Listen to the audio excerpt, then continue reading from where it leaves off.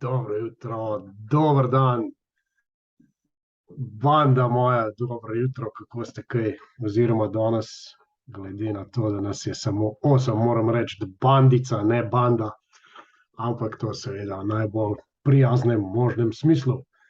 Dajte mi malo napisati, če se dobro slišimo, če ste slišali tole našo jutranjo himno, pa kako ste kaj spali. Danes imamo malo več časa za klepetanje. Glede na to, da nas je samo 8, kakšne noči za vami, kakšne noči so v zadnjem času za vami, spite dobro, zdaj se bliža enakonočje jesensko, v naravi se marsikaj menja, z naravo vred se tudi v nas marsikaj menja, tako da vidim, če bo kdo dal kakšen feedback, če bo kdo sposoben takole zgodaj zjutraj že kaj napisati, predvsem me pa zanima, če me slišite. Ok, Simona Trzata prva, hvala, dobro jutro, Simona. Pani me tudi sliši. Jaz vidim sicer pa nobenega tukaj eno roko ali nekaj, vidim eno kožo od Andreja, nekaj, upam, da je to roka, da ni kakšen drug del kože, tako da slišite, dobro. Evo, Ana se je tudi priključila, dobro jutro, Ana. Mogoče, če par minut počakam, nas bo pa več, kot nas je bilo v začetku. Fani je krasno spala. No, to me veseli. Jaz sem imel en tak power sleep, zelo pozno sem zaspal, ampak tudi zelo zgodaj sem se zbudil, imam za sabo že meditacijo, tako da ene dobre 4 urice pa pol sem spal. Lahko se zgodi, da me sredi trgovanja danes sredi dopoldneva zabije v kavč, pa bom odsmrčil še kakšne pol ure, ampak zdajle sem kar dobro razpoložen. Ok, 9 nas je, majhna grupca, se bomo imeli pa toliko boljš na jutranjem prebujanju. Danes je 20. september, še vedno mu rečemo kimavec, oziroma modrejši ljudje od mene so nekoč v slovenskem narodu odločili, da se tale mesec, ki smo mu priča zdajle, imenuje kimavec. Tako kot vedno sem pripravil nekaj naključno izbranih dogodkov, ki se dotikajo današnjega dneva, torej 20. septembra, oziroma če hočete kimavca. Na današnji dan leta 1934 se je rodila znamenita italijanska filmska igralka Sofia Loren, še vedno je živa, tako da danes ji lahko zaželimo vse najboljše. Po eni pameti, če sem prav izračunal, danes praznuje 88. rojstni dan, tako da mama Sofija, vse najboljše. Ko smo ravno pri teh starih pa pri igralcih, na današnji dan leta 1984, torej točno tistega dne, ko je bila Sofia Loren stara 50 let, so na televizijski mreži NBC, na ameriški televizijski mreži NBC, začeli predvajati znameniti Cosby Show. Marsikdo od vas se ga najbrž še spomni, tudi na naših televizijah se ga je dal gledati, sicer ne leta 1984, ampak tisti znameniti Cosby Show o črnski družini Cosby je bil kar dosti zabaven. Nekateri veste, kako se je končal, česa so obtožili Billa Cosbyja in kako se je ta kariera končala. Skratka, na današnji dan leta 1984 je bila predvajana prva v seriji Cosby Show. Ven iz filmskih voda leta 1990, na današnji dan, nekateri se tudi tega mogoče še spomnite, sta vzhodno in zahodno nemška parlamenta oziroma tisti, ki so odločevali, ratificirala sporazum o združitvi. Za tiste mlajše, ki tega ne veste, pred letom 1990 pa od leta 1945, če se ne motim, sta obstajali dve Nemčiji, skrajšano povedano vzhodna Nemčija in zahodna Nemčija, torej na današnji dan leta 90 sta se tako rekoč združili. Leta 2005 je na današnji dan umrl Simon Wiesenthal, znameniti judovski, če mu tako rečemo, lovec na nacistične vojne zločince. Modela so leta 1941 aretirali nacisti, ker je bil Jud.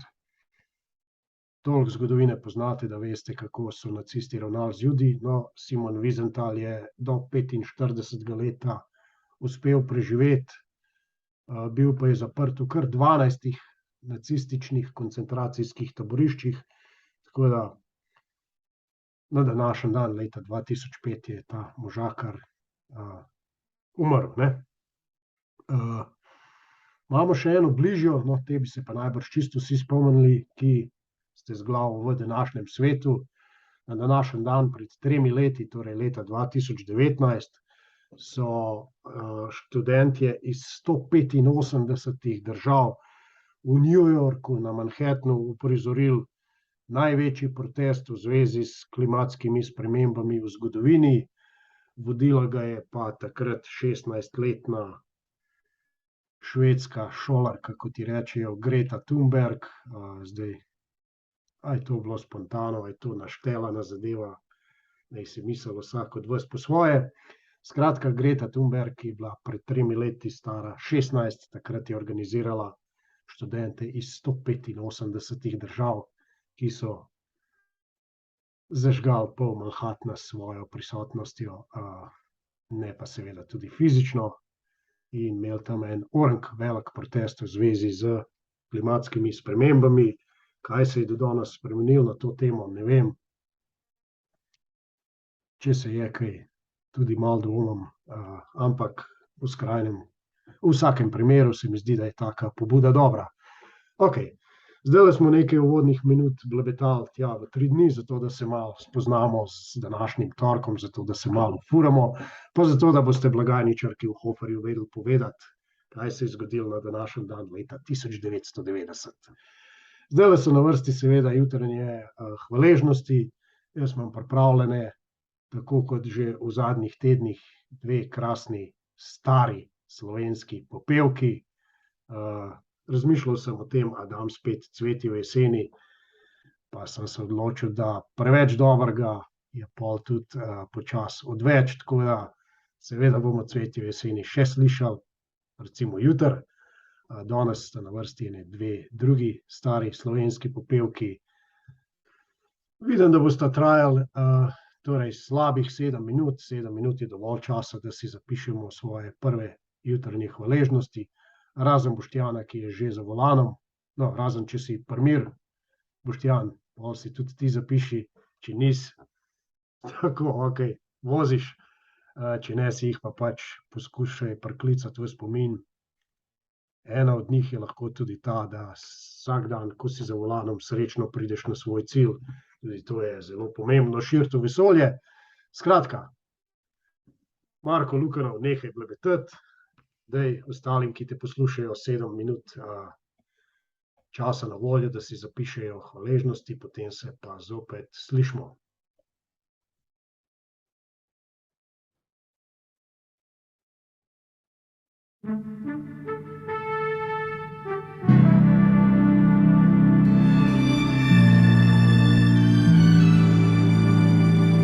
Jaz upam, da glas poslišite, če ne slišite, mi pa napišite. Evo, kako se to fajn rima. Prišel je kakor veter, v sanjavi svet želja. Odkrila sem ljubezen, ki v pesmih je samo. V obliki beli srečna, zaplavala v nov svet. A ljubil ni le mene, življenje teče in nič ne reče, samo nasmeh je bolj grenak.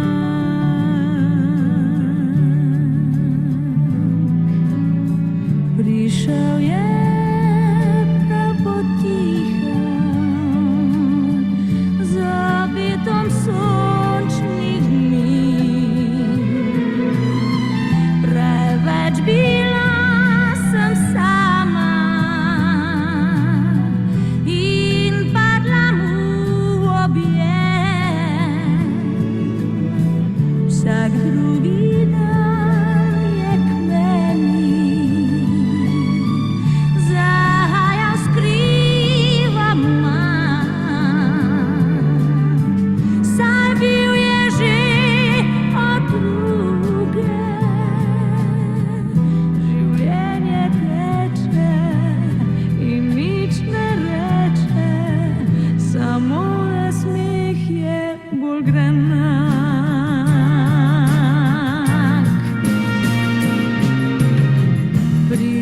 Ostal je nepovabljen, z njim vrnil se je smeh. Ostal je kar pri meni in še se ljubiva. Morda je končno pravi, a ne verjamem več. Nekoč bom znova sama, življenje teče in nič ne reče, samo nasmeh je bolj grenak. Nekoč bom znova sama, življenje teče in nič ne reče, samo nasmeh je bolj grenak.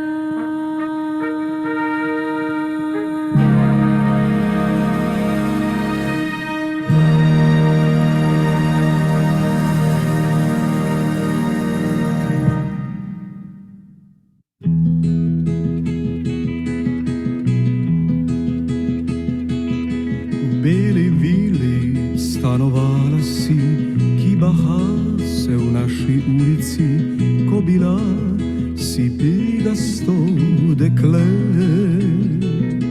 V isto šolo sva zahajala, ob sobotah šla na isti ples, ko bila si pegasto dekle. Spomnim se obleke s pikami, zasanjanih oči in drobnega nasmeha. Spomnim se na tvojo zbirko slik, metulje v škatlicah, ki sem lovil jih zate. Sanjal sem, da moja boš nekoč, ti pa nisi vedela za to, ko bila si pegasto dekle. Leta so minila od tedaj, v mestu srečava se malo kdaj. Nimaš pek, ker s pudrom si jih skrila. Ti sedaj, gospa si ta in ta, jaz ostal sem isti plahnik, če nisi več to pegasto dekle. Spomni se na fanta dolgi glas, ki pesnik je postal, da ti ga boš ljubila. Spomni se na pisma šopke rož, ukradene morda sosedovega vrta. Nisem kriv, da tiho ljubim te, nisi kriva, da ne ljubiš me, zame si še pegasto dekle. La, la, la, la, la, la, la, la, to pegasto dekle. La, la, la,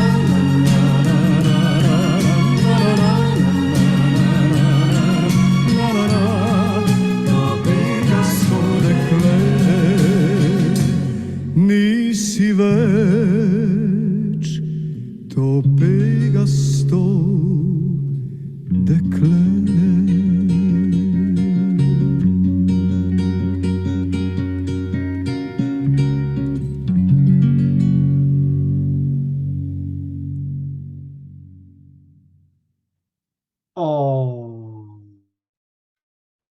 Pa recite, da ni sedla tale pegasta deklica takole navsezgodaj. Tudi tistim, ki ste mlajši in imate radi eno drugo glasbo.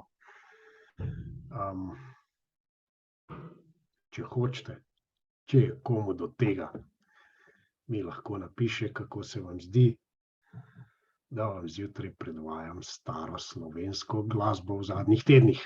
Tako da,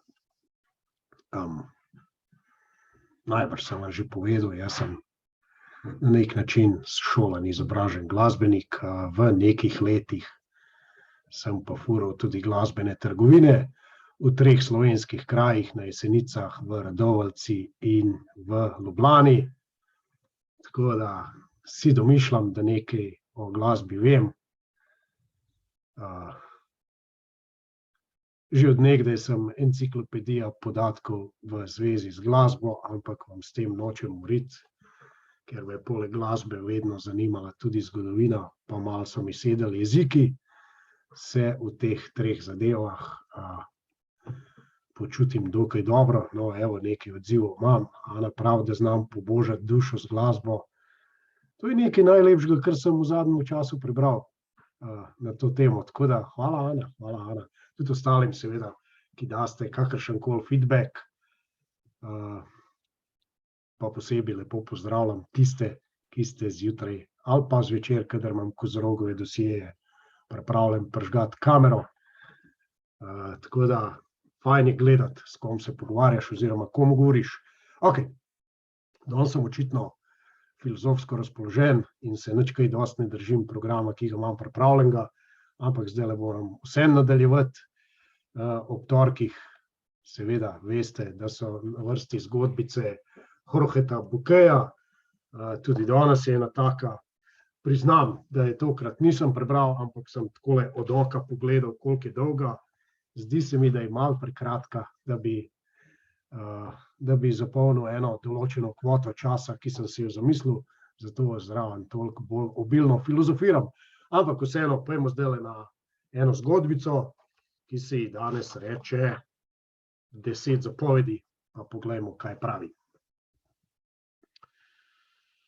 Pred vhodom v raj se je zbralo na 100 duš moških in žensk, ki so tistega dne umrli. Sveti Peter, čuvaj rajskih vrat, je usmerjal promet.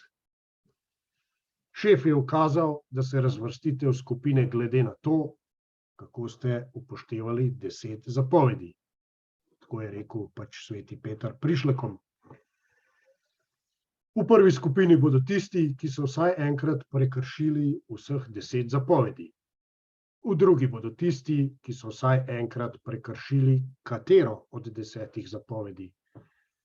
V zadnji, ki bo verjetno najštevilčnejša, pa bodo tisti, ki v življenju niso prekršili nobene od 10 zapovedi. Tako je nadaljeval sveti Peter. Tisti, ki ste prekršili vseh 10 zapovedi, pojdite na desno. Več kot polovica duš je stopila na desno. Zdaj je vzkliknil, pa tisti, ki ste prekršili vsaj katero od 10 zapovedi, pojdite na levo. Vse duše, ki so ostale, so stopile na levo. Vse razen ene. V sredini je ostala duša nekega dobrega človeka, ki je vse svoje življenje hodil po poti plemenitih čustev, pozitivnih misli in dobrih del. Sveti Peter je bil presenečen, ker je le ena duša ostala v skupini brez kršitev. Takoj je poklical Boga. Poglej, zadeva je takšna. Če se drživa prvotnega načrta, ta revež, ki je ostal v sredini, ne bo nagrajen za svojo dobroto, pač pa se bo ves osamljen le dolgočasil. Mislim, da moramo ukrepati. Bog je stopil pred duše in rekel: tisti, ki se bodo pokesali, jim bo odpuščeno, njihovi spodrsljaji pa pozabljeni. Kdor se bo pokesal, lahko stopi v sredino k čistim in neomadeževanim dušam. Počasi so se vsi začeli premikati proti sredini. Stojte! To je krivično, izdaja, se je razlegel neki glas. Bil je glas tistega, ki ni nikoli grešil. To ne velja. Če bi vedel, da bo vse odpuščeno, ne bi tako zapravljal svojega življenja. To je rekel tisti, ki ni nikoli grešil, torej kaj nam hoče povedati pisatelj s to zgodbico. Dajte svoje misli zapisati. Kaj je hotel pisatelj povedati s to kratko zgodbico? Torej, ena velika grupa ljudi je bila, ki so kršili prav vseh 10 zapovedi. In ravno toliko približno velika, če ne celo večja grupa ljudi, ki je bila v tisti skupini, ki je priznala, da je kršila vsaj eno od 10 zapovedi, in samo en človeček ali pa ljudina, kakor bi rekel na Jesenicah, je ostal, ki ni kršil nobene od teh 10 zapovedi, in ko je izpadlo, da jim bodo, torej tistim v obeh skupinah, grehi oproščeni, se je ta revež pritožil, da če bi vedel, da jim bodo oproščeni, pa tudi sam ne bi pač se tako striktno držal krasnega, dobrega, lepega, poštenega in plemenitega življenja. Kaj mislite na to temo? Na čas, ko pa bom videl, če bo kdo kaj natipkal, in ko smo ravno pri svetem Petru, imam pa eno tako kratko šalo v zvezi s svetim Petrom. Ne vem, če bo politično korektna, ampak vic je pač vic. Nekega dne je umrl Einstein in je šel seveda v nebesa, ne, mislim. Tam preden prideš noter, te čaka svet Peter, ki je tako rekoč nebeški vratar. Einsteina je seveda ustavil in mu rekel, poglej, model, ti boš mogel dokazati, da si Einstein, ne? Ker semle do mene pridejo ljudje, ki se maskirajo, se zlažejo, se predstavljajo kot nekaj, kar v življenju niso bili, in mislijo, da bodo prišli v nebesa. Torej, moja naloga je, da jaz preverim, če si ti res Einstein, kako boš dokazal, da si v resnici to, za kar se predstavljaš. Einstein je nekaj sekund razmišljal, potem pa vprašal, a lahko dobim mogoče kakšno tablo in nekaj krede, in seveda sveti Peter leskne s prsti in takoj se prikaže ta tabla in kreda. Einstein vzame tablo in kredo in začne nekaj pisati gor, in tako praktično v nekaj sekundah, ne, v zelo kratkem času na tisto tablo napiše svojo teorijo relativnosti, seveda uporabi nekaj matematike, ki je bila tudi svetemu Petru mogoče malo nerazumljiva, ampak toliko je pa že razumel, da je videl, da model, ki stoji pred njim, je res Einstein. In seveda sveti Peter ves navdušen reče, ok, ti si res Einstein, dobrodošel v nebesih, in ga spusti, torej dušo od Einsteina noter v nebesa. Naslednji dan pride pa nekdo, ki pravi, da je Picasso. Valjda sveti Peter tudi njemu ne verjame, ne, mu ponovi zgodbo o tem, kako duše pridejo in se poskušajo predstaviti kot nekaj, kar v življenju niso bile, in želijo nebesa. Torej, tudi od tega, ki se predstavlja za Picassa, sveti Peter zahteva, da naj dokaže, da je res to, za kar se predstavlja. Picasso pravi, bi mogoče lahko dobil en košček table, pa kakšno kredo. Sveti Peter spet uporabi svojo magijo, tleskne s prsti, prikažeta se tabla in kreda, in Picasso začne gor risati. Praktično z nekaj skicami naredi tako osupljivo, če rečemo temu fresko, da je sveti Peter ves navdušen. V nekaj sekundah je pred njim, tako rekoč pred njegovimi očmi, zrasla prava umetnina. Zato svet Peter vidi, da ta, ki je pred njim, je zares Picasso, ves navdušen, pravi, ok, očitno si ti res tisti veliki umetnik, za katerega se predstavljaš, prosim, če stopaš v nebesa, tukaj je tvoje mesto, ne. No, ta tretji dan pa pride nekdo, ki se predstavlja za Donalda Trumpa, ne. Pravi, jaz sem Donald Trump, tako kot prejšnjima dvema, seveda sveti Peter pravi, glej, model, pred tabo sta bila tukaj Einstein pa Picasso, in tudi ti se boš mogel pač dokazati, da bom vedel, da si res to, za kar se predstavljaš.